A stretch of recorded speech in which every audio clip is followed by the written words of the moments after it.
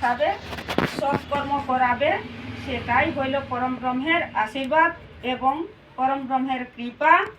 আমি বরদান করছি আমার মাধ্যমে। মহাশম্ভুতি চক্রবর্তী জয়। ব্রহ্ম চক্রবর্তী জয়।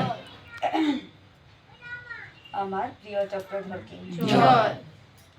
তার অর্থ হইল এই যে জায়গায় জায়গায় কোনে কোনে এক একজনের মনের মধ্যে আসছে আমি একটা আশ্রম করব, বলছে যত যত পূর্ণা বিধি ছিল, পূর্ণা গান ছিল, পূর্ণা নীতি নিয়ম যা ভি ছিল, যে ত্যাগ করে এই যুগের সত্য ধর্মকে যে পালন করতে চেষ্টা করবে, সেটাই হইল আমার ধর্ম, মানুষের ধর্ম।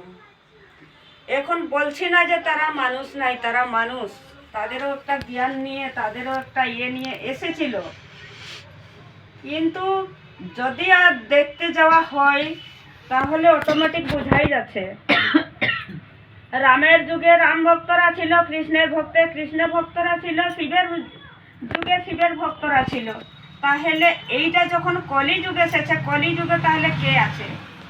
কেউ আছে কি ভগবান বলে জেনেছো? একমাত্র চক্রধর বলেছে আমি এসেছি, আমি এসেছি, আমি এই যুগের যা কিছু পুণ্য আমি করব।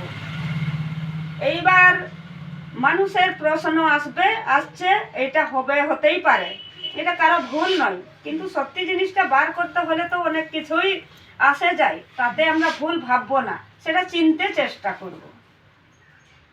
বলছে চক্রধর মানুষ হয়ে কি করে ভগবান হলো?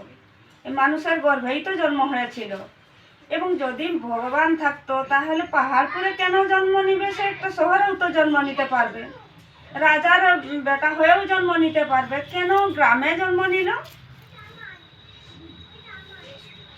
জন্ম নেওয়াটা পাপ নয়, জন্ম হয়ে কর্মটা মহান করা, সেটাই হইল ধর্ম। আর সে বলছে যদি আমি এই রাজা ঘরে জন্ম নিই, বারবারই জন্ম নিই, তাহলে তো যারা গ্রামে জন্ম হচ্ছে গরিব দুঃখী হয়ে বেঁচে আছে, ভক্তরা বড় বড় ভক্তরা গরিব দুঃখী হয়েই আছে। মহান মহান যারা, যাকে এখন রাজা বলছি, সে রাজা কি ভক্তির রাজা? তারা তো ধনের রাজা, টাকার রাজা, সম্পত্তির রাজা।